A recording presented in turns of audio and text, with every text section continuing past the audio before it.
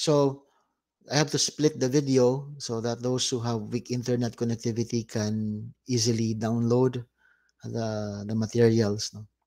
So from the last video, we stopped at the discussion on the rights of suspects and victims, whose rights, which are recognized under international and the national laws, are guaranteed to the highest standard and sometimes guaranteed by the ICC to be even beyond the minimum standards under the law. So anybody charged there or anybody who will testify or complain are guaranteed of full protection as humanly possible. No? So the penalties for the charges of genocide, crimes against humanity, war crimes, and aggression includes penalties of imprisonment for a specified term or even life imprisonment at certain times. And also, the court may also impose fines or forfeitures and even sometimes restitution actually, in addition to imprisonment. No? Now, the composition of the ICC. The ICC, in order for it to carry out its functions, are composed of three divisions. You have the pretrial division, the trial division, and the appeals division. First division is the pretrial division. The pretrial division has the following functions: to grant or deny the office of the prosecutor leave to initiate an investigation. Well, investigation is the first step in the process of the ICC in its procedure. No, makes a preliminary determination as to whether the case falls within the jurisdiction of the court. Also, it's the ICC through the pretrial division that issues warrants of arrest or summonses. Warrants of arrest if uh, there is lack of cooperation or foreseen lack of cooperation, and summonses if there is willingness or voluntary submission to the jurisdiction of or authority of the ICC to guarantee the rights of all persons during the investigation phase and within a reasonable time after a suspect has been surrendered or has surrendered, um, or the pretrial chamber holds the hearing in the presence of the prosecutor and the suspect, um, um, and or their counsels with a view of determining whether the charges can be confirmed or not. So ito yung confirmation stage. No? You have the trial division. The trial division, ito na yung trial court. No? To ensure the fair and expeditious trial, its primary obligation or function, conducted within the full respect for the rights of the accused and due regard for the protection of the victims and the witnesses. And well, since the accused has the right to be present in the stages of the trial, that it be held in the presence of the accused and in public unless special circumstances require that certain proceedings are held in closed session to protect confidential or sensitive information to be given in evidence and the victims and witnesses. The sentence is also pronounced in public in the trial division. After the verdict, the decision of the trial court is submitted to the appeals division. The convicted persons may appeal against conviction of the sentence, and the prosecution may also appeal against the acquittal or conviction. Unlike in common understanding that once you are acquitted, you the prosecution can no longer appeal. But if convicted, the accused can still appeal. Here, both the prosecution and the convicted person can appeal. For the convict, the sentence. For the prosecution, may appeal against the acquittal or conviction of an accused or the sentence. No, may reverse or amend the decision on conviction or sentence and may order a new trial in fact. It's also responsible. Now, this is the good um, attribute of the ICC, the trial court, no, because it can review a sentence. It determines whether after the person has served two-thirds of the sentence or 25 years in case of life imprisonment when there is a need to reduce the sentence. So, yung kaniyang review of the sentence function of the appeals division. So, these are the stages of the process. You have the preliminary examination, the investigation, the pretrial, the appeal, and the enforcement of sentence. These are mere repetitions, perhaps on some points on the functions of each division. So you have first the preliminary examination.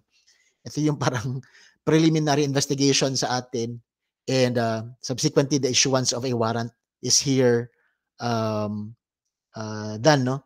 The office of the prosecutor must determine whether there is sufficient evidence of crimes of sufficient gravity falling within the ICC's jurisdiction, and whether there are genuine and national proceedings, um, and whether an investigation would serve the interest of justice and the victims. Again, this is on the matter of complementarity. Are there proceedings being conducted in that state where the accused is? Um, are his offenses allegedly committed by him? Are they within the jurisdiction of the court? And would it serve the interest of justice um, and of the victims? No. So ito yung preliminary examination. The second stage, sorry, this is ito pa na investigation. Um, sorry. After gathering evidence and identifying a suspect, the prosecution requests the ICC to issue, ito na yon, a warrant of arrest to make arrests and transfers of suspects to the ICC or summons to appear. This is for suspects to appear voluntarily. Okay. If not, an arrest warrant may be issued if they do not want to voluntarily appear. No. So there are two options for the ICC to issue an arrest warrant or a summons. So it depends on the perhaps the urgency or perhaps the willingness of the accused to cooperate. Now we have the pretrial stage. Ito yung initial appearance ng suspect. This is what happened during the first appearance of our former president. No? There are 3 trial judges. Ang kanilang gagawin is to confirm the identity of the suspect.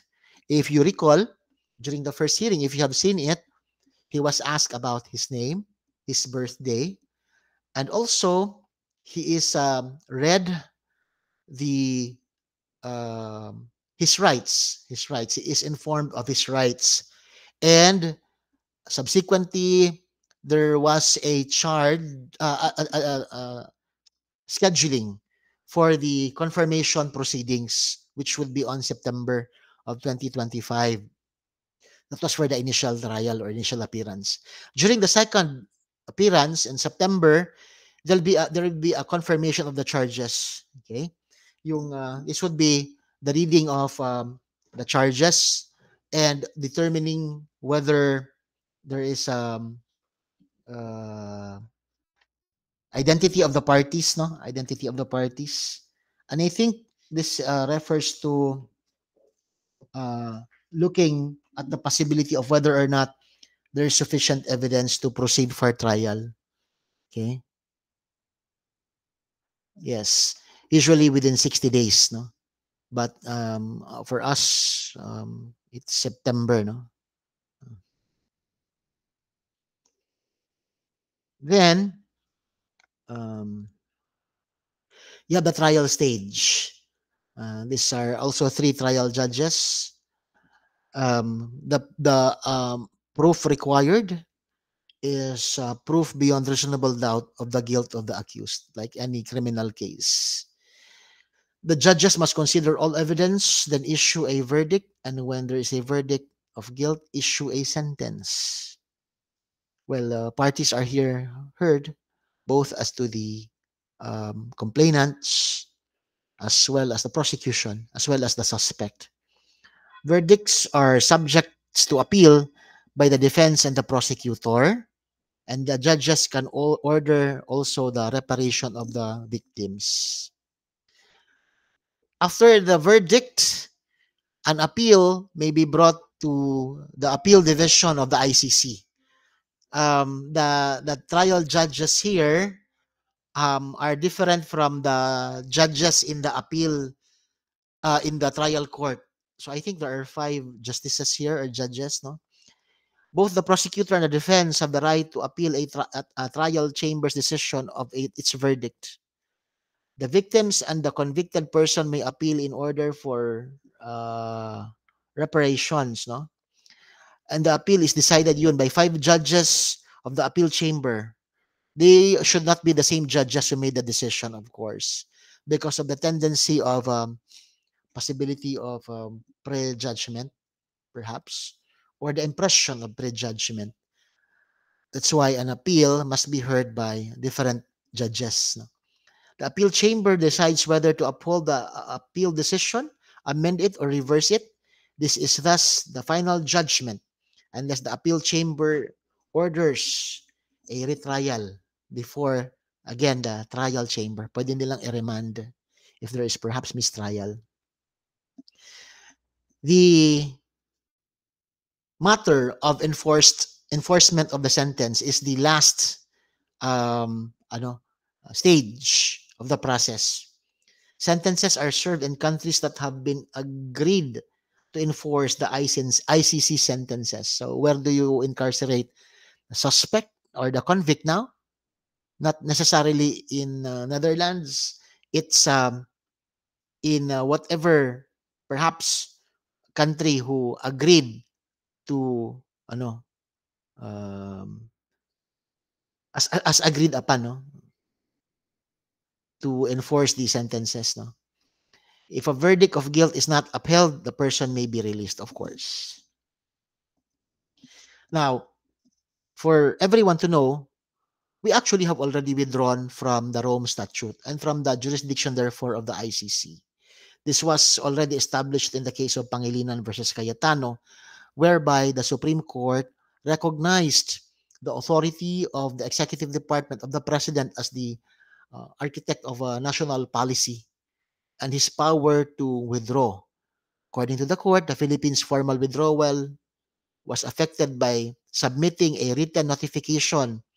The written notification, you call it not verbal, no, to the United Nations Secretary General on March 2018. So this was contested by the petitioners here in this case, but the authority of the president was upheld by the Supreme Court. For those who might be interested, read that case of Pangilinan versus Cayetano. It was decided during the time of our former President Rodrigo Duterte. But there is this one uh, portion of the decision that may interest you. Kahit na may withdrawal na tayo, sabi ng court, in any case, despite the withdrawal, this court finds no lesser protection of human rights within our system of laws. Neither do we agree with petitioners' implied statements that without the treaty, the judiciary will not be able to fulfill its mandate to protect human rights. So, that's it, no? Can we relieve ourselves of any liability from withdrawal, no, of the statute, from the statute? According to Article 127, a statute shall not be discharged by its withdrawal from the obligations arising from the statute while it was a party to the statute, including the financial obligations which may have accrued. Its withdrawal shall not affect any cooperation within the court with the court in connection with the criminal investigations and proceedings in relation to the withdrawing state. No? So, yung withdrawal daw does not um, tawag nito, have any effect, no, for crimes that could have been committed prior to the withdrawal. Okay, because while it was party to the statute, it remains as bound by the statute. No?